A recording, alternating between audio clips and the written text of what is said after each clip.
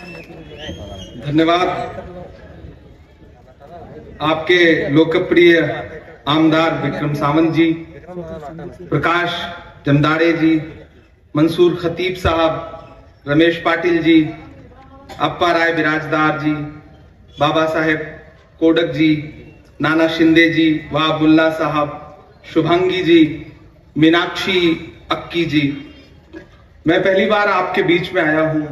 हिंदी उर्दू में बात करूंगा, मुझे पूरा विश्वास है कि आप लोग समझेंगे।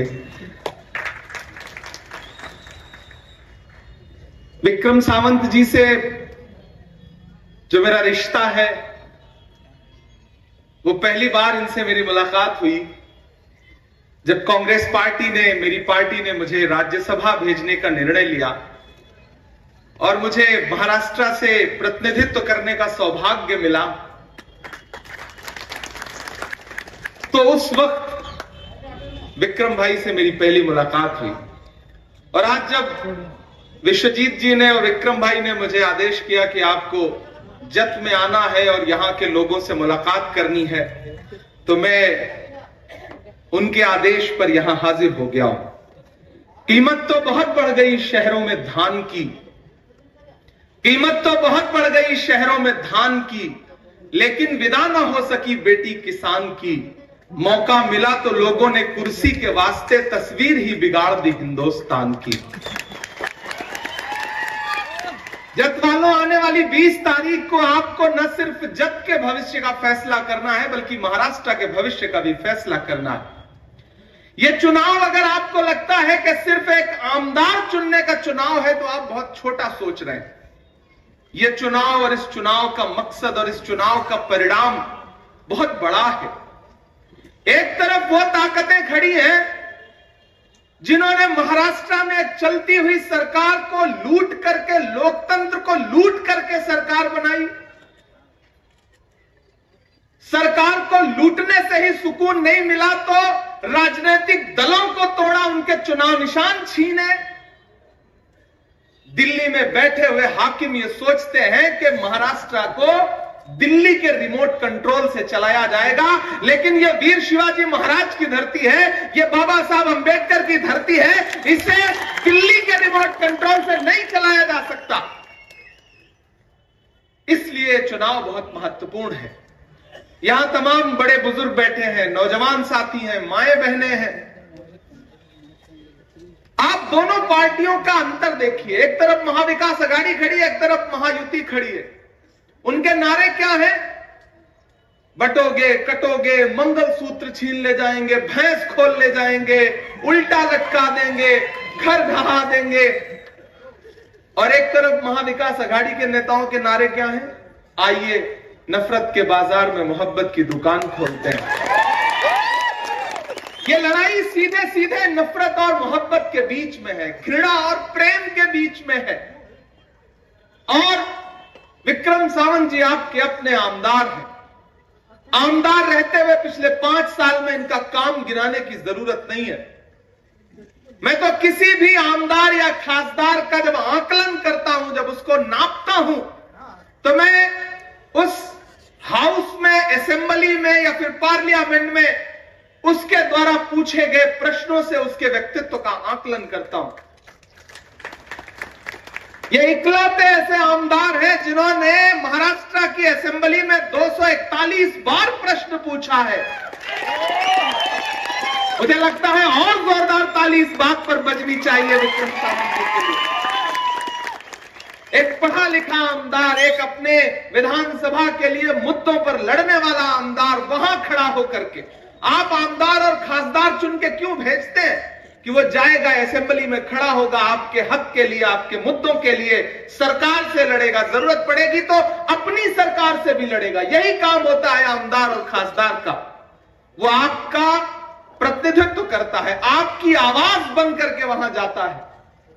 और अगर ईमानदारी से पूछा जाए तो विक्रम जी ने इस अपनी जिम्मेदारी को 100% निभाया है।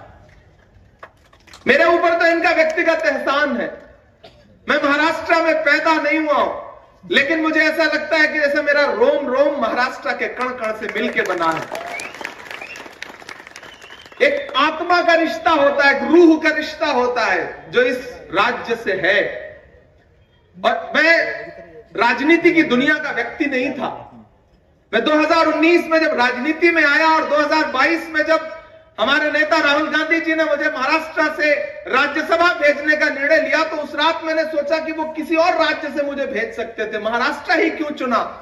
तो मुझे लगा शायद वो आंदोलन की धरती है, वो इंकलाब की धरती है, वो उसूलों की धरती है, वो मूल्यों की धरती है, इसलिए उन्होंने मुझे महाराष्ट्र का प्रतिनिधित्व करने का मौका दिया।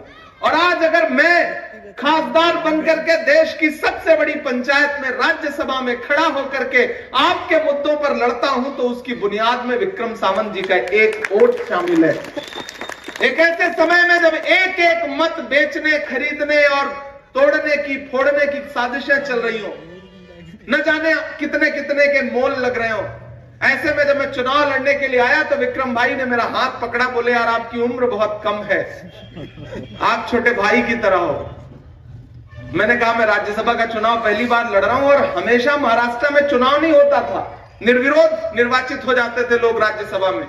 पहली बार आया तो मैं 22 साल बाद मेरे ही सामने चुनाव हुआ। मैंने कहा अजीब आफत है, मेरे ही आने पे होना था। लेकिन विक्रम भाई ने एक भाई की तरह मेरा हाथ पकड़ा और इन्होंने कहा कि इमरान आप निश्चिंत रहिए, ये महाराष्ट्र है और हम कांग्रेस पार्टी के लोग हैं, हम मूल्यों पर चलने वाले लोग हैं, कोई ताकत ना हमें खरीद सकती है, ना हमें डरा सकती। मैं विक्रम भाई आज इसलिए भी आया कि मैं आपका शुक्रिया अदा कर सकूं।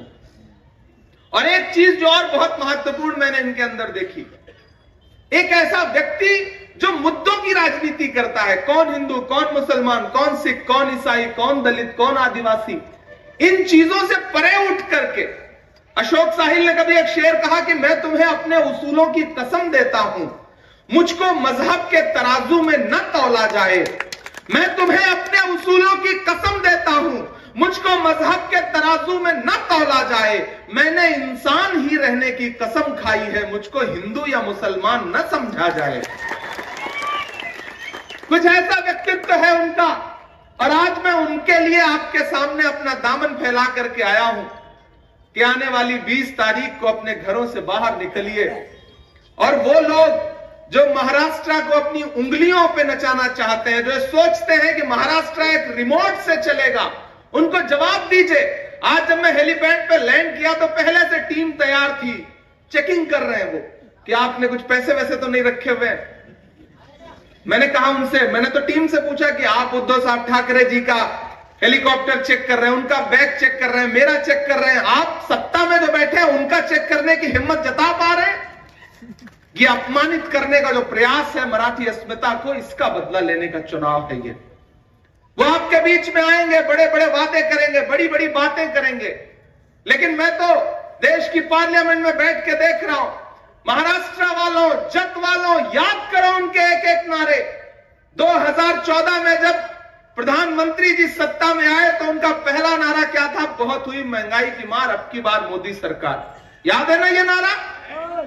वो भूल गए हैं, हालांकि आपको भले याद हो।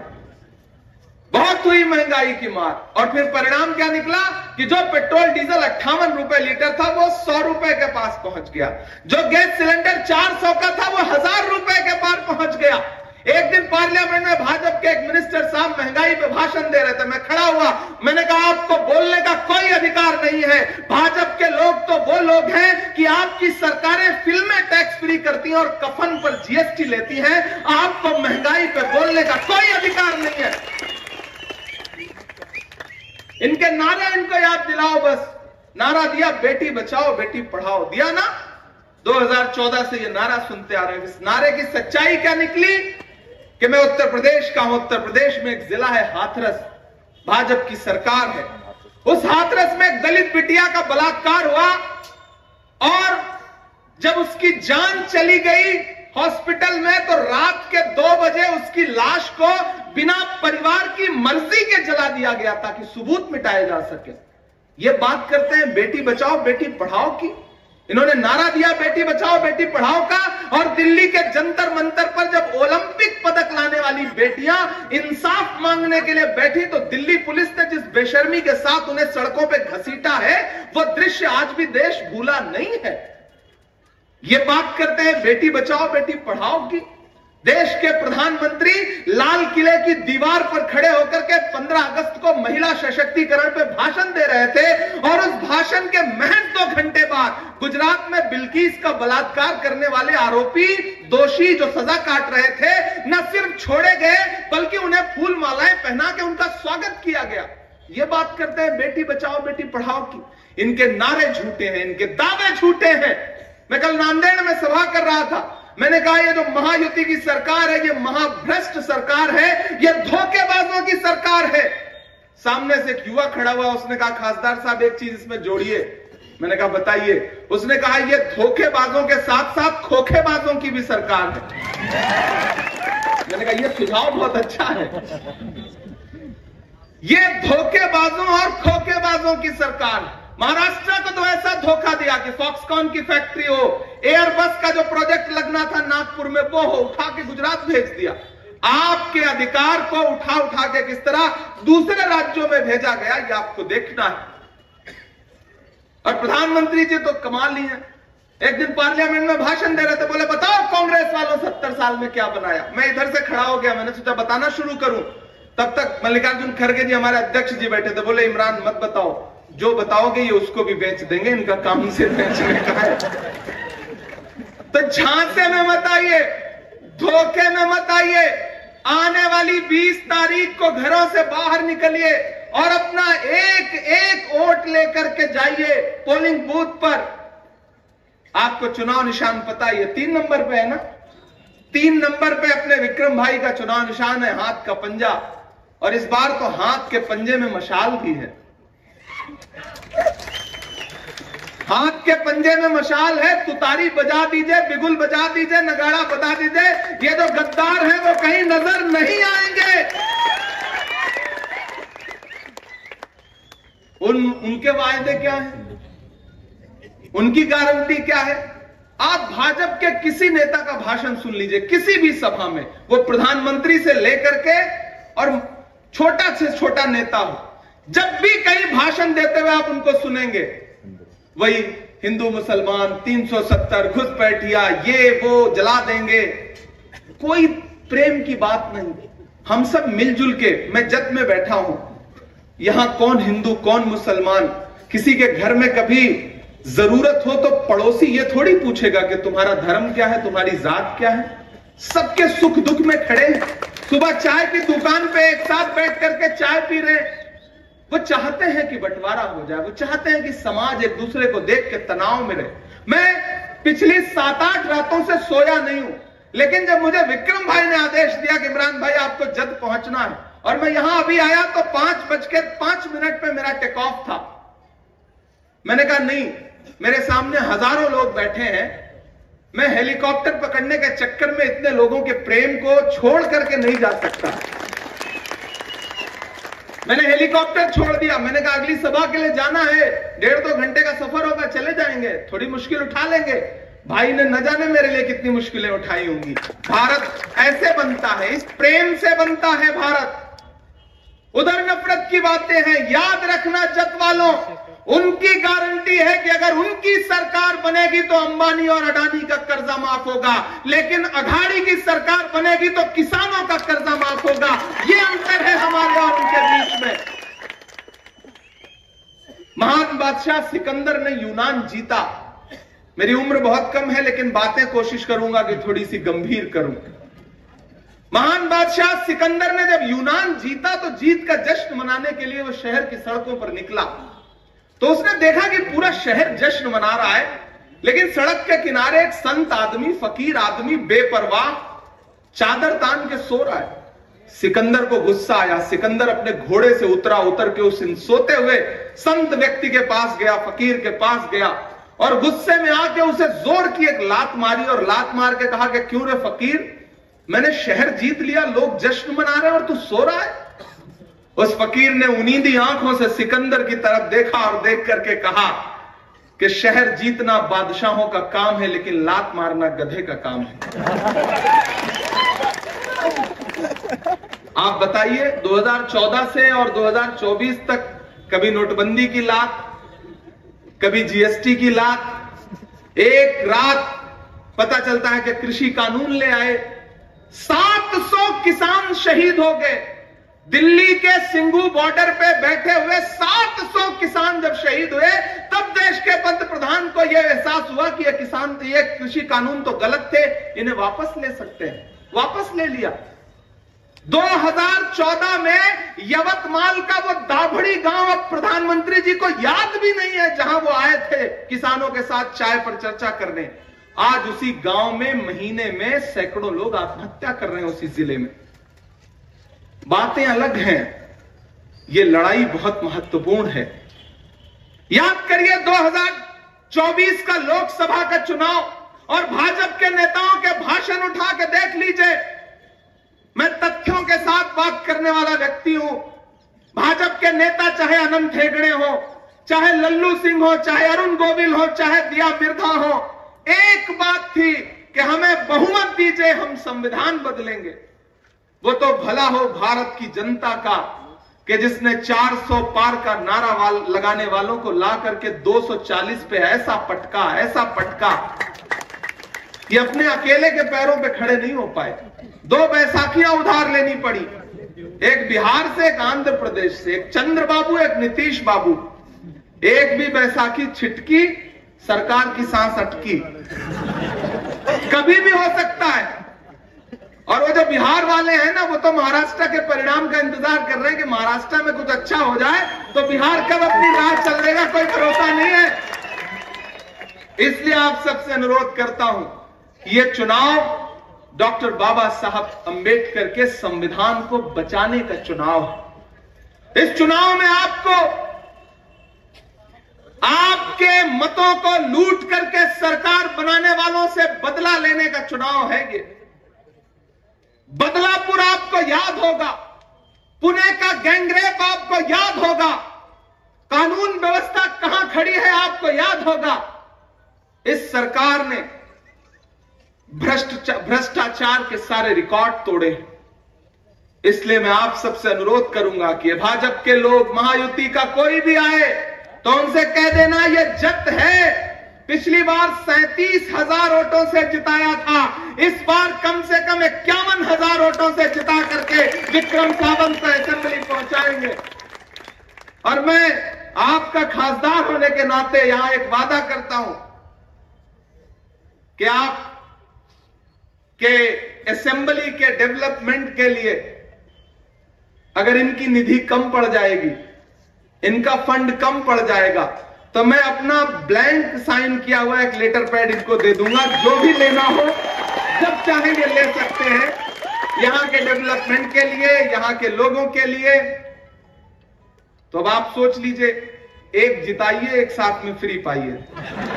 इससे अच्छा ऑफर क्या हो सकता है? आमदार जिताओ, एक खासदार साथ में फ्री पाओ। विशाल दादा हैं ही तो 2-2 खासदार मिल गए, अमोल जी भी आके गए। आप सोचिए ना, कहां कहां से, कितनी कितनी दूर से लोग चल करके, कितना मुश्किलें उठा करके विक्रम भाई के लिए आ रहे हैं। अनेकों प्रश्न ऐसे हैं जो दोहराए नहीं जाते, बहुत उत्तर भी ऐसे हैं जो बतलाए नहीं जाते। मेरी ख्वाहिश है तुमको चांद तारे तोड़कर दे दूं, मगर चादर से बाहर पांव फैलाए नहीं जाते। और यही सब सोच करके ही हमें दिल में जगह देना कि घर आए हुए मेहमान लौटाए नहीं जाते।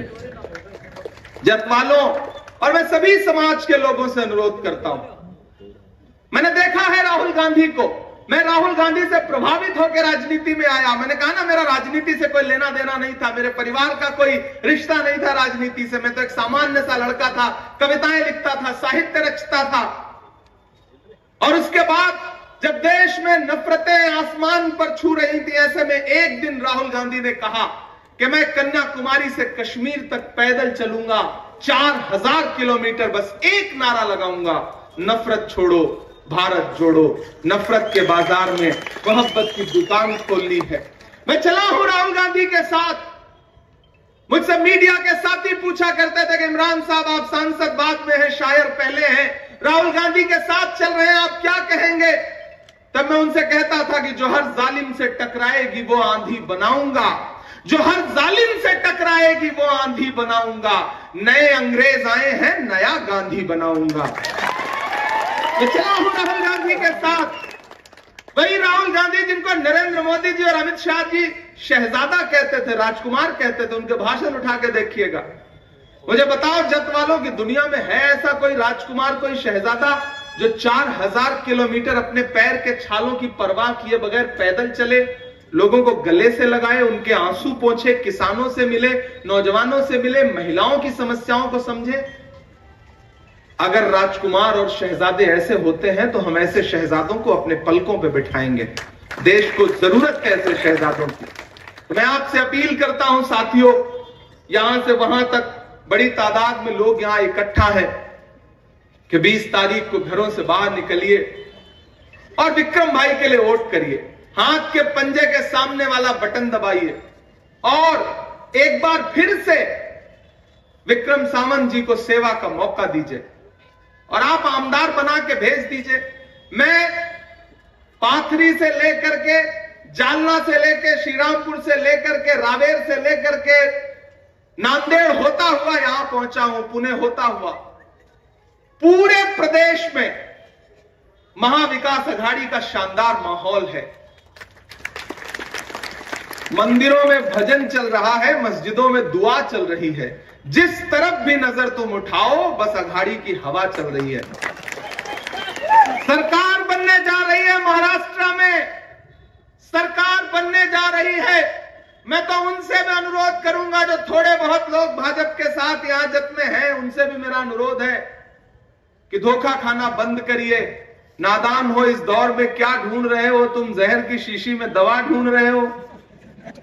इधर आइए, विक्रम सावंत आपके लिए काम करेंगे और आप जत वालों इनको आमदार बना के भेज दीजिए। क्या पता कांग्रेस पार्टी वापस इन्हें मिनिस्टर बना करके भेज दे।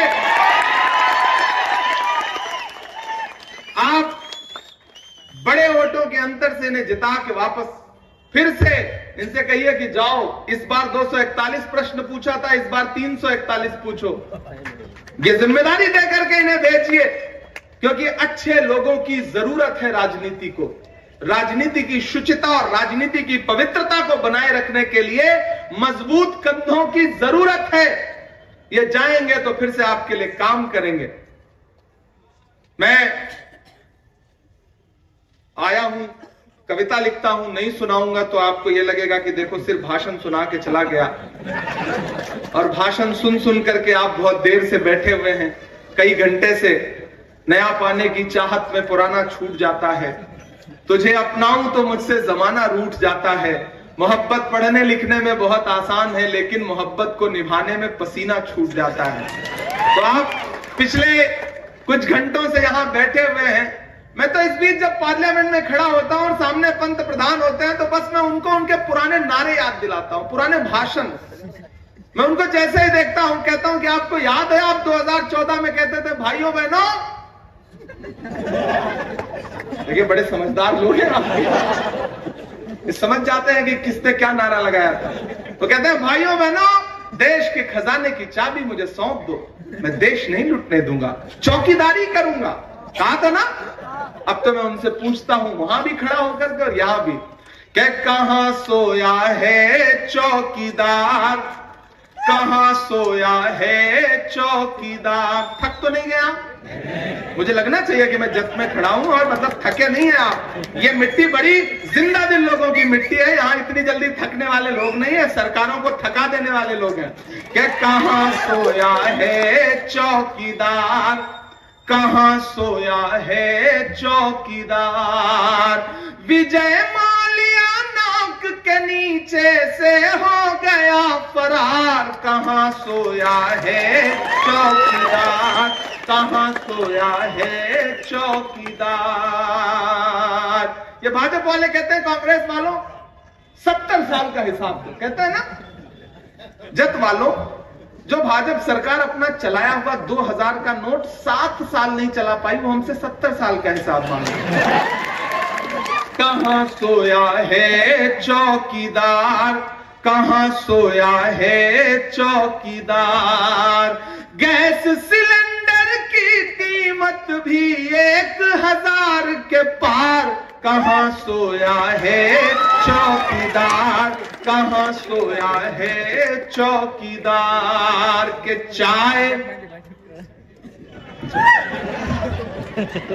मतलब कमाल है भाई, नाम ले लो आपको स्वाद आ जाता है बिना चाय पिलाए हुए।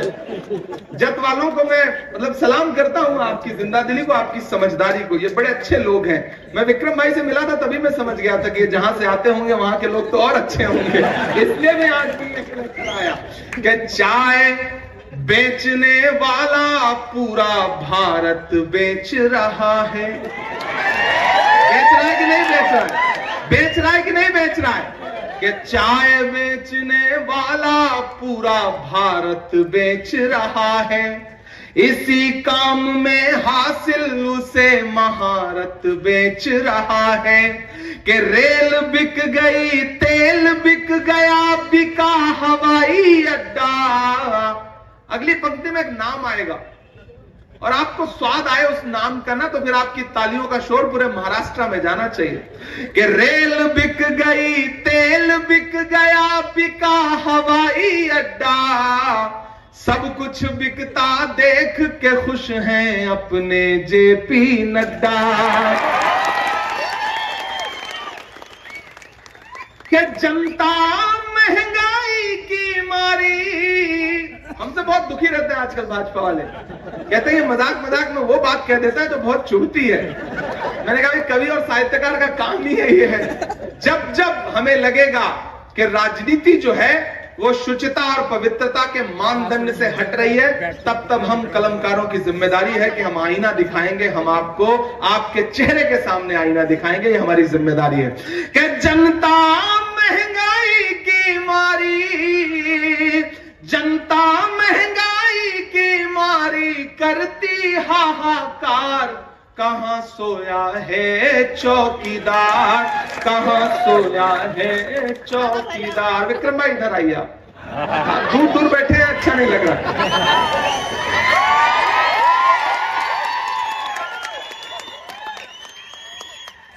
मेरी उम्र बहुत कम है, मैं घर में सबसे बड़ा हूं, मेरा कोई बड़ा भाई नहीं है।